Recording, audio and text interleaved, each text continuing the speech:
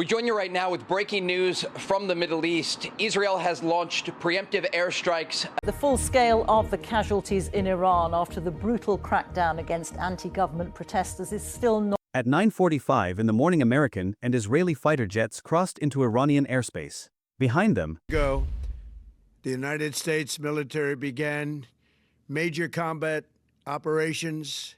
More than 200 aircraft moved in coordinated formation across the sky. What followed was the largest and most consequential military operation in the Middle East in a generation. This is the story of how diplomacy collapsed in hours, how a region erupted in violence, and what the consequences could mean for a world economy already balanced on a knife's edge of uncertainty and fear. The war with Iran did not begin on February 28th. It began in January, when the Islamic Republic engaged in the systematic killing of its own citizens. Iranian security forces opened fire on anti-government protesters across the country in what became the largest uprising against the regime since the 1979 Islamic Revolution that brought the Islamic Republic to power. The death toll became a matter of serious dispute among different sources. The Iranian government claimed 3,100 people had been killed. Independent human rights monitors estimated 4,900. Other organizations suggested casualty figures as high as 32,000. The exact number mattered less than the unmistakable reality that emerged from the smoke and blood. Iran's supreme leader Ali Khamenei had ordered a massacre of his own people. The government had responded to protests with bullets rather than concessions. For Donald Trump, already in his second presidential term, this moment became the starting point for an argument that extended far beyond precision military strikes against government buildings. It became the justification for something far larger and more ambitious: regime change. Trump had never hidden his ambition regarding Iran. The administration had long sought the overthrow of the Islamic Republic, viewing it as an existential threat to American interests in the region. When the massacres began in January, Trump released a statement saying his administration stood ready to help overthrow the government. The message was unmistakable, a clear signal that the United States would support opposition forces in their attempt to topple the regime. Days after making these statements, Trump announced an armada, 2 aircraft carriers, the USS Abraham Lincoln and USS Gerald R. Ford, the newest and most advanced carrier in the American fleet. Multiple guided missile destroyers equipped with advanced radar systems and cruise missile capabilities. The largest military buildup in the Middle East since the 2003 invasion of Iraq, a deployment that had ultimately cost trillions of dollars and hundreds of thousands of lives. The message conveyed by this military concentration was unmistakable to anyone paying attention. War was coming. The United States was not simply preparing options. It was preparing for combat operations. Beneath the noise of military posturing and aggressive rhetoric, however, something unexpected happened. Diplomacy continued in earnest. Despite the military buildup, the United States and Iran began indirect nuclear negotiations in Muscat, Oman. Oman has long served as an intermediary between Iran and the West, hosting diplomatic talks when direct negotiations were not possible due to political considerations. The nuclear negotiations touched on the fundamental issues that had divided the two countries for decades: Iran's uranium enrichment program, its stockpiles of enriched uranium, and whether it was genuinely pursuing nuclear weapons or simply nuclear energy capability for civilian power generation. The negotiations appeared to be progressing productively. Both sides offered concessions. Both sides moved closer to agreement on sticking points that had previously seemed insurmountable. The breakthrough came when Oman's foreign minister announced that significant progress had been made. According to his official statement, Iran had agreed to never stockpile enriched uranium in the future. It had agreed to allow full International Atomic Energy Agency verification and inspection of its nuclear program, with inspectors having access to all facilities without restriction. It had agreed to irreversibly downgrade its current enriched uranium stockpile to the lowest level possible. The foreign minister declared that peace was within reach, and that negotiations were scheduled to resume in Geneva for March 2nd, just days away. For observers hoping for a peaceful resolution of decades-long tensions, this announcement offered genuine hope. The diplomatic framework appeared to be in place for a comprehensive agreement that would resolve fundamental nuclear tensions between the United States and Iran. The prospect seemed real that the two countries could negotiate their differences through diplomacy rather than resort to military force. War seemed to be shifting from inevitable to possible, but not certain. Then, on the morning of the day the foreign minister made his breakthrough announcement, President Trump gave the order. Traveling to Corpus Christi, Texas, aboard Air Force One, Trump ordered Operation Epic Fury to proceed. The diplomacy was over. War would replace negotiation. The nuclear negotiations, the diplomatic progress, the hope for peaceful resolution, all of it was abandoned in favor of military action. The strikes began at 9:45 in the morning. The timing was deliberately provocative. It was the beginning of Ramadan, when Muslims fast from sunrise to sunset, the holiest month in the Islamic calendar. The timing was chosen deliberately, adding another layer of controversy to the strikes and signaling that the operation was designed not simply to degrade Iranian military capabilities but to challenge Iran's Islamic identity and religious authority. Israeli F-15 and F-35 fighter jets screamed across the Iranian sky in coordinated formations. Behind them came cruise missiles launched from ships and aircraft. Drones swept across the landscape. Electronic warfare aircraft jammed and disrupted Iranian air defense systems. By the time the sun reached its height in Tehran, more than 1,200 bombs had fallen on Iranian military targets across the country. The most significant and politically consequential strike hit Ali Khamenei's compound in Tehran's Pasteur Street district. The compound that had served as the seat of power for 36 years took a direct hit. When the smoke cleared, Supreme Leader Ali Khamenei was confirmed dead, along with scores of other senior military and intelligence officials who had gathered for routine meetings. The strike represented a historic moment in international relations. Never before had a foreign military power successfully conducted a targeted killing of a sitting supreme leader through a direct military strike. The operation was unprecedented in its ambition and its success. The Israeli Air Force had launched the largest combat sortie in the nation's entire history. More than 200 fighter jets participated in the operation. More than 1,000 bombs were dropped on Iranian targets. The bombing campaign was executed with surgical precision, targeting air defense systems, ballistic missile launchers, naval vessels, military command centers, and production facilities. In a single day, the Israeli Air Force had inflicted devastating damage on Iranian military capabilities that had taken decades to build. The Iranian government, despite the decapitation of its senior leadership, did not collapse. The regime's institutional structures survived the attack. By March, just days into the conflict, the government announced the appointment of a new supreme leader. Mojtaba Khamenei, the late supreme leader's son, was selected to assume the position of supreme leader. He was 56 years old at the time of his appointment, hardline in his ideological commitments, and reportedly the choice of the Islamic Revolutionary Guard Corps, the military force most loyal to the Islamic Republic. The regime had bent under the weight of the military assault but had not broken. Its leadership had been decapitated, but its institutions remained intact. But Iran was not passive in the face of this assault. The regime quickly mobilized its remaining military capabilities for a coordinated response. Within hours of the first Israeli strikes, the order came from Tehran's new leadership: launch missiles, send drones, attack throughout the region. Iran called this response Operation True Promise 4, continuing the naming convention of previous retaliatory operations against Israel and American interests. The speed of the Iranian response was shocking to observers who had been tracking the conflict. Previous retaliatory strikes by Iran had required days of preparation and coordination. This time, the missiles and drones came in hours, suggesting either a prepositioned strike force or a command structure more decentralized than analysts had previously understood. Hundreds of drones accelerated toward targets across the region. Ballistic missiles rose on columns of fire from launch sites throughout Iran. The targeting was deliberate and comprehensive, designed to strike not just Israeli targets but American interests and regional allies. Kuwait was struck. The United Arab Emirates received multiple drone strikes. Saudi Arabia, which had hosted American military bases and provided intelligence support for the strikes, came under attack. Qatar was targeted. Bahrain, home to the U.S. Navy 5th Fleet headquarters, took strikes. Jordan came under fire. Even Cyprus, where a British military base supported American operations, was targeted by Iranian drones. The message was unmistakable and conveyed in fire and explosions. If the United States and Israel wanted to wage war on Iran, then the entire region would burn. Iran was not fighting just two adversaries but attempting to threaten the entire American-aligned coalition that supported the military campaign. 150 merchant ships froze in place in the Strait of Hormuz, the world's most critical energy choke point. The captains of these ships, aware that Iranian mines and anti-ship missiles threatened their vessels, refused to navigate the waters.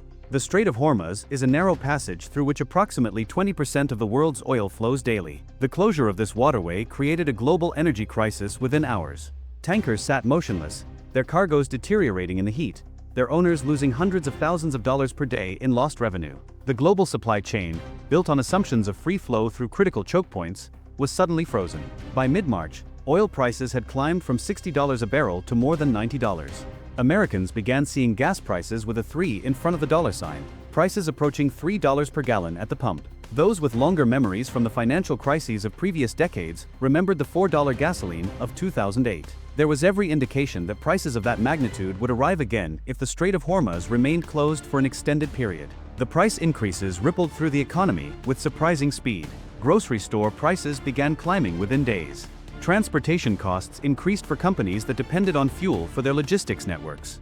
Airline prices spiked as fuel surcharges were added to tickets. The war in Iran was becoming a cost on every American household, even for those who opposed the military operation. Families saw their grocery bills increase, their gasoline costs rise, their utility bills climb. The economic pain was immediate and personal. But this was only the kinetic dimension of the conflict. Beneath the surface, beneath the television reports of military strikes and casualty figures, everything had changed in the global economy. The Strait of Hormuz is not merely about oil, though oil was a crucial commodity. The strait was also about global trade, about the supply chains that deliver goods from Asia to Europe, about the assumption of stable energy flows that the global economy had been built upon for decades. When Iran closed that strait with mines, patrol boats, and anti-ship missiles, it created what economists called a geopolitical shock, a sudden disruption to fundamental assumptions about how the world's economic systems would function. Markets swung wildly in response to the new uncertainty. The stock market saw consecutive days of significant losses as investors reassessed the value of companies in a world where energy costs were volatile and supply chains were uncertain. Central banks across the world began coordinating emergency responses to prevent financial panic. The Federal Reserve, the central bank of the United States, which had been preparing to lower interest rates as inflation cooled, suddenly faced pressure to keep rates high to prevent a new surge in prices driven by energy costs. The economic dimension of the war was already shaping decisions that would affect every person on Earth. The International Energy Agency agreed to release 400 million barrels of oil from strategic reserves maintained by its member nations, the largest emergency release of oil stockpiles in history. The United States, which maintains the Strategic Petroleum Reserve, was forced to consider releasing some of its reserves to stabilize global markets. Russia, heavily sanctioned for its invasion of Ukraine, suddenly found the Trump administration offering sanctions relief on Russian oil exports. This was not altruism. This was pure pragmatism. Oil prices spiking drove inflation up. Inflation meant pressure on Federal Reserve policy. Federal Reserve policy affected Trump's domestic political standing and his prospects for re-election. So the administration temporarily eased restrictions on Russian oil sales to stabilize prices, even though this contradicted the stated American policy of isolating Russia from global markets. This did not cause the market to soften. Traders understood the fundamental problem. 20% of global oil supply sat behind closed straits and under direct threat. No amount of Russian oil or strategic reserve releases could replace that volume overnight. The global economy was holding its breath, waiting to see how long Iran could maintain the closure of the Strait of Hormuz and how high oil prices would climb. Israel, meanwhile, had not ceased its military operations when the initial strikes concluded. By March 15, just over 2 weeks into the conflict, Israeli and American forces had conducted more than 7,600 strikes in Iran. But the bombing campaign had expanded far beyond Iran's borders. Israeli forces had launched a major military offensive into Lebanon against Hezbollah, the Iranian-backed militant organization. The reason for the expansion was straightforward. When Iran launched its retaliatory strikes, Hezbollah had responded to what it framed as a defensive action. A year-long Israeli bombing campaign had paused under a ceasefire agreement, but the killing of Ali Khamenei and the initiation of the broader war had triggered something darker within Hezbollah's strategic calculations. The organization announced that it was resuming fire against Israeli military sites in retaliation. Israel responded by declaring Hezbollah's actions an official declaration of war, and vowed to neutralize the threat posed by the organization. This was no longer an ambiguous escalation, it was an explicit declaration of war. The Israeli military launched its most intensive bombing campaign against Lebanon since the devastating 2006 war with Hezbollah. Beirut took strikes on residential areas. Southern Lebanon saw Israeli ground forces conducting combat operations. This was no longer a bilateral conflict between the United States and Iran. This had become a regional war with no clear boundaries, no clear definitions of the conflict zone, and no clear political objective that would constitute victory. The strategic weapons involved in this conflict were unlike anything deployed in recent military history. American air defenses, specifically the PAC-3 missile system, cost more than $3 million per interceptor. Patriot air defense systems could protect designated areas but required multiple units and continuous manning. The Iranian Shahid-class drones, by contrast, cost approximately $30,000 to manufacture. The mathematics were brutal and unforgiving. It cost 100 times more money to intercept a threat than to produce that threat. One analysis of the exchange rates suggested Iran was losing approximately 90% of its drones to air defense systems. But the sheer volume of drones produced a grinding attrition effect that was degrading American and Allied stockpiles of expensive interceptor missiles. By mid-March, Admiral Brad Cooper of U.S. Central Command reported that Iranian drone launches had fallen by 83% from opening salvos. Ballistic missile launches had fallen 90%. The Iranian military was being systematically degraded. But the strikes had not stopped entirely. Iran was being methodical in its approach. The new supreme leader had ordered strikes using only ballistic missiles with 1,000-kilogram payloads, much larger warheads than the smaller cruise missiles that had characterized earlier attacks. Gone was the volume of the initial response. Coming was the precision. Iran was shifting from saturation tactics to targeted strikes designed to penetrate air defenses through careful planning rather than overwhelming numerical superiority. The nuclear question remained the most dangerous and unresolved variable in the entire conflict. The International Atomic Energy Agency estimated Iran's stockpile of highly enriched uranium at 440 kilograms at 60% enrichment. Some of that material had been destroyed in Israeli strikes conducted in June of 2025, years before the current conflict. Some were believed to be buried underground in undisclosed locations that had not been targeted. The IAEA, which normally inspected Iran's nuclear sites and verified compliance with non-proliferation agreements, had been denied access to much of Iran's nuclear infrastructure. This created a dangerous uncertainty that penetrated every strategic calculation. If Iran's regime faced imminent collapse and complete military defeat, would it attempt to weaponize its enriched uranium stockpile as a last resort weapon? If the regime fell into chaos and fragmented into competing power centers, who would control the uranium and prevent its proliferation to hostile actors or non-state groups? If some rogue element within Iran's fractured government seized control of the stockpile, what would prevent proliferation to terrorist organizations or hostile regimes? These were not hypothetical questions for academic discussion.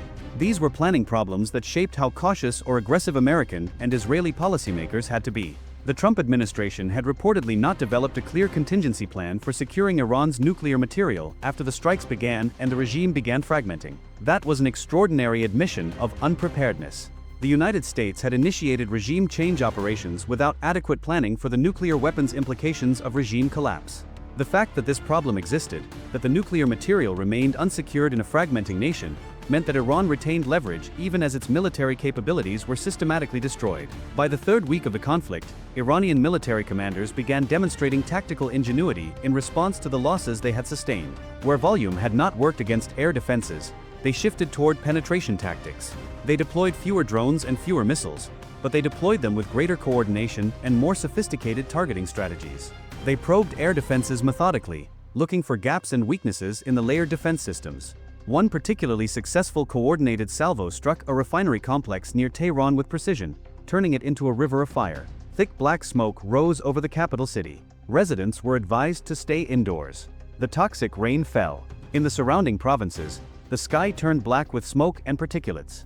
This was not a war that could be hidden from the population or international observers. This was a war visible from space, documented by satellite imagery, tracked in real time by news organizations and military analysts. What nobody anticipated was that the Houthis, Iran's allies in Yemen, would not enter the conflict despite having the capability to do so. During previous crises in the region, the Houthis had promised fire and blood against American and Saudi targets. They had demonstrated sophisticated attack capabilities, including anti-ship missiles and drone attacks. But in this conflict, they held back. Strategic analysts debated the reasons for their restraint. Fear of Israeli retaliation, some argued. Recent losses in Yemen's ongoing civil war, others suggested. A strategic choice to preserve capabilities for a later moment. Whatever the reason, it meant the conflict was regionalized but contained in a specific geography. Had the Houthis attacked shipping across the Red Sea in coordination with Iranian strikes, the global trade impact would have been catastrophic, potentially adding weeks to shipping times and multiplying the economic damage. That particular disaster had not arrived yet. The most sophisticated observers of global politics understood that this war had fundamentally altered the geometry of global power. The United States had committed massive military resources to the Middle East at the exact moment when China was consolidating advantages in the Indo-Pacific region. American missile defense systems had been drawn down from forward positions in Asia. American naval assets were concentrated in the Persian Gulf. American attention, which had previously been divided among multiple competitors, was now focused intensely on Iran. Beijing, which had been preparing for exactly this scenario, American distraction in the Middle East, was now watching those preparations pay unexpected strategic dividends. American planners had always feared simultaneous conflicts in multiple regions. Now, with American resources concentrated in the Gulf, China has expanded space to maneuver in Asia. The United States had handed China a gift, American distraction, at a critical moment. The war's second and third weeks established a pattern. American strikes would degrade Iranian military capabilities. Iranian strikes would target infrastructure in the Gulf and broader region. The Houthis would remain quiet. Kurdish populations in Iran would not arm themselves with American weapons. Hezbollah would fire intermittently but would not launch a sustained campaign that would drag the whole Middle East into generalized war. This was a conflict of high stakes but without the apocalyptic escalation that each side kept predicting to justify their actions. Trump, meanwhile, offered contradictory assessments of the war's trajectory. The war would end soon and decisively. The war might last 4 to 5 weeks. The war had only just begun and would require sustained military effort. These statements reflected genuine uncertainty rather than calculated strategic messaging. Nobody knew how long this would last. Historical data on conflicts between nation-states suggested most wars lasted less than 4 to 5 months. But some wars lasted far longer. The Iran-Iraq War of the 1980s had lasted 8 years and killed over 1 million combatants and civilians. The Russian-Ukrainian conflict was entering its 4th year of sustained combat. The uncertainty itself became a weapon. As long as traders and central banks couldn't price the duration of the crisis, volatility would remain elevated. By mid-March, the drone launch rate had fallen to approximately 60 per day from a starting rate approaching 700. Ballistic missiles had fallen to 40 per day from 480. The Iranian Air Force had lost multiple aircraft, including what was confirmed as the first manned fighter jet killed by an Israeli F-35 in air-to-air combat, a symbolic victory that highlighted Israel's technological superiority. Iran's surface navy, which had begun the conflict with some operational capability, was being methodically hunted by American submarines and aircraft. The Iranian frigate Dina was sunk off Sri Lanka by an American submarine in what was the first ship sunk by a submarine in combat since the Falkland Islands War of 1982. When it went down, more than 100 sailors died with the ship. The ship had been participating in a multilateral naval exercise in India. It was not prepared for combat against a peer rival. The American submarine knew this. The American submarine sank it anyway. This was a conflict where military advantage rested entirely with the side possessing air superiority and maritime power. Iran had neither of these advantages. What Iran possessed was geography, national determination, and a population and government willing to absorb punishment rather than capitulate. The regime was not collapsing despite the military devastation. The new supreme leader was consolidating power through the Islamic Revolutionary Guard Corps, which remained ideologically committed to the preservation of the Islamic Republic and institutionally prepared to absorb massive casualties rather than surrender. An air campaign, no matter how intense or sustained, does not collapse a regime that is willing to bleed internally rather than capitulate externally. This was the fundamental problem facing American policymakers. They had achieved extraordinary military success, degrading Iranian capabilities, eliminating senior leadership, demonstrating technological superiority. But military success did not translate into political victory. The regime remained. Its institutions functioned. Its military adapted. Its population, despite economic hardship and military casualties, had not risen up in a second revolution to overthrow the government. The strategic objective for the United States remained ambiguous and undefined. Was the goal regime change, as Trump had initially stated? Was it the degradation of Iran's nuclear capability? Was it the destruction of Iran's military infrastructure? All of the above? Different officials gave different answers to these questions. This ambiguity was deliberate. It gave Trump political flexibility to claim victory under almost any circumstance. It also meant the endgame was undefined, leaving everyone from military planners to international observers uncertain about what conditions would trigger a ceasefire. Israel, by contrast, had stated clearly that regime change was necessary. The Netanyahu government was committed to the complete overthrow of the Islamic Republic. The United States had not committed to that objective with the same clarity. This divergence between Washington and Jerusalem created a dangerous gap in the coalition. At some point, they would have to resolve what victory looked like. If Israel wanted to continue bombing indefinitely and the United States wanted to claim victory and exit the conflict, they would eventually part ways. If that happened, Israel would be left to wage war alone against a country of 80 million people with one of the most capable militaries in the region. That was not a sustainable or politically acceptable position for any Israeli government. The regional impact of the conflict was equally volatile and uncertain. Saudi Arabia, which hosted American military bases and provided crucial intelligence support for the strikes, was watching the economic damage accumulate. Oil prices spiked, and Saudi revenues spiked with them initially. But the prolonged closure of the Strait of Hormuz threatened Saudi Arabia's own shipping and energy infrastructure. Kuwait had been struck by Iranian missiles. The United Arab Emirates had taken multiple drone strikes despite its alignment with the American coalition. These countries had nominally aligned with the American position, but their vulnerability to Iranian retaliation was sobering. How much longer would they remain quiet supporters of the American military campaign if the war continued indefinitely? The humanitarian toll was visible but underreported in much of the Western media. United Nations agencies reported that more than 1,100 children had been killed or injured in the first 2 weeks of the war. Schools had been damaged or destroyed. Hospitals had been struck and damaged. The International Atomic Energy Agency Director General warned that the proximity of strikes near the Bushehr nuclear power plant created serious risks of a radiological disaster that could affect the entire region. Cultural heritage sites dating back centuries had been destroyed. The Safavid-era Rashk Palace was obliterated. The Chehel Sotown Pavilion was damaged. ISIS had been blamed and condemned by the international community for destroying cultural heritage sites during the conflict in Iraq and Syria. Now the United States and Israel were doing the same in Iran.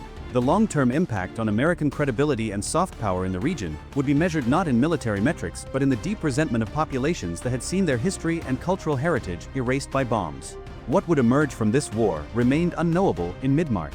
A new Iranian government more aligned with the West. An Iran that descended into civil war and political fragmentation. An Iran that was weaker militarily but still defiant, still willing to wage asymmetric warfare against American allies, still determined to resist foreign domination. An oil shock that transitioned into a full-blown economic crisis affecting employment and stability worldwide. A regional war that expanded when the Houthis finally entered the fight or when Russia, seeing an opportunity created by American distraction, made a bold move elsewhere. Or some other outcome that nobody was currently predicting because the variables were too numerous and the future too open to forecast with confidence. What was certain was that the world had entered a new era. The assumption that America could contain multiple crises simultaneously was being tested and strained. The assumption that military power could reliably produce political outcomes was being questioned. The assumption that oil would flow freely through critical choke points had been shattered. And the assumption that Iran would collapse if only the correct amount of military pressure was applied had been proven wrong. The regime was intact. Its leaders had been assassinated, but its institutions remained. Somewhere in the rubble of 3 weeks of bombing, the calculation was already being made about how this war could last not for weeks but for years. That was the real danger now. Not military escalation into direct confrontation between nuclear powers, but the grinding, costly, indefinite conflict that nobody wanted and nobody could seem to prevent. A war that would exact an economic toll on the global economy every single day it continued. A war that would reshape global markets and political alignments. A war that would define the geopolitics of the region for the next decade. A war that had begun with a breakthrough in diplomacy and ended in flames and uncertainty.